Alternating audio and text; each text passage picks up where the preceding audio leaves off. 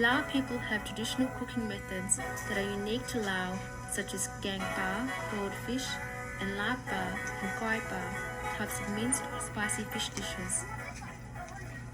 In order to preserve fish for long-term use, people also use traditional fish processing methods, including drying and fermenting fish and making sour fish. These have become staple foods for Lao people.